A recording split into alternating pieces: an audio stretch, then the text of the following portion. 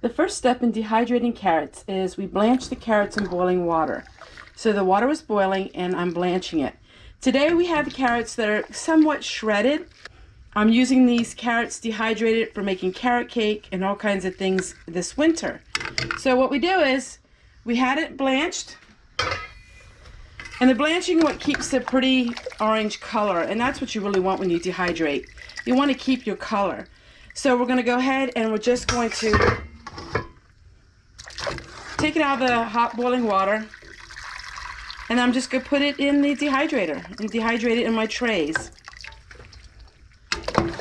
So I'm still working on carrots. I have about, I think, 20 pounds to go. And we're going to dehydrate the rest of them. All right, I'll show you what they look like when they're on the trays. Now you're supposed to rinse them in cold water. I really don't have the time to do that, so I think it'll be fine. I don't really need to do that.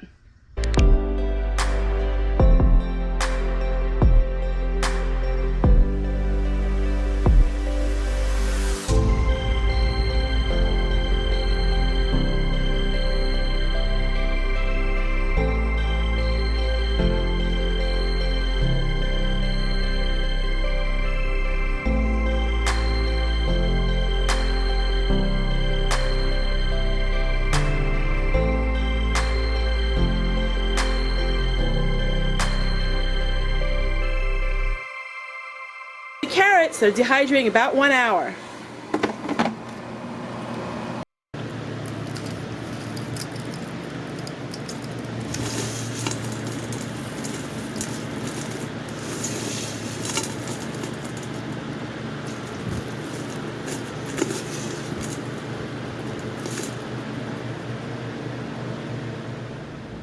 So I wanted to show you what the dehydrated carrots look like.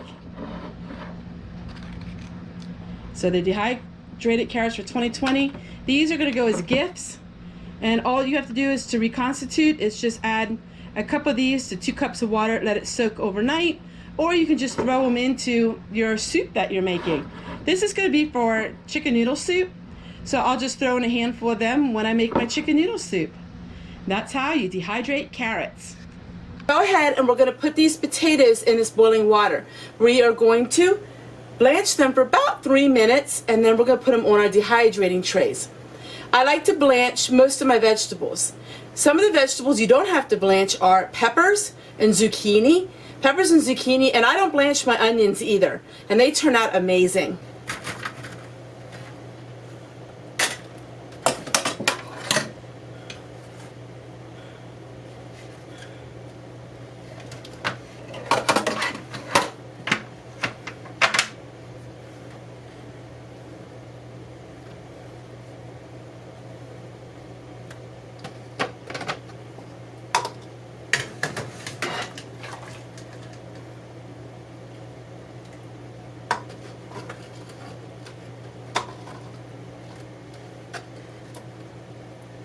Now these potatoes really needed to get used up.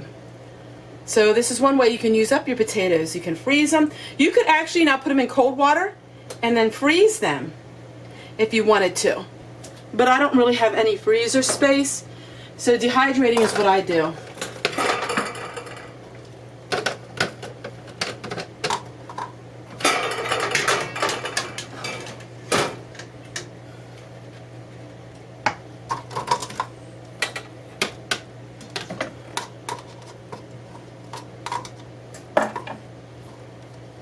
Alright, we're going to put our second batch in.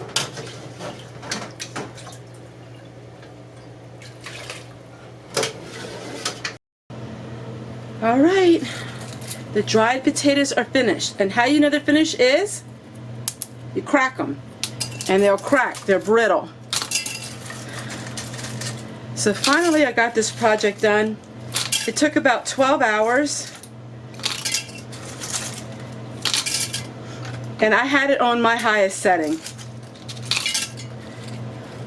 And by blanching them, you see it pretty much retains that pretty color.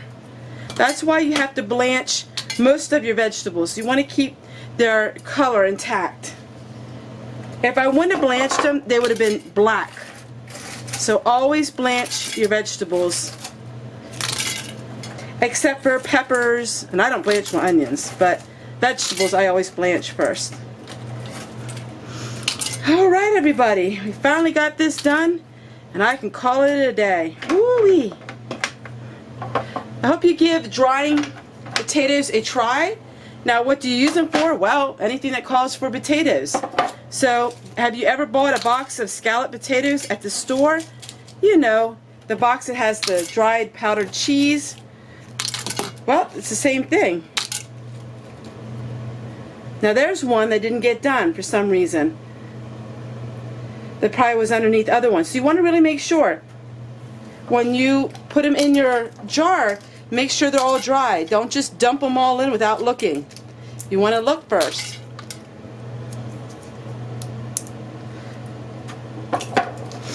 Because one of them could spoil your whole jar.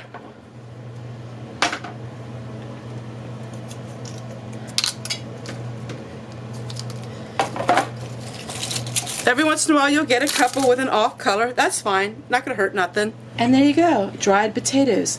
One other thing, when you put your dried goods into your jars, make sure they're not hot. You want to make sure they're cold, because if they are hot, they can make condensation in your jar. But isn't that a pretty sight?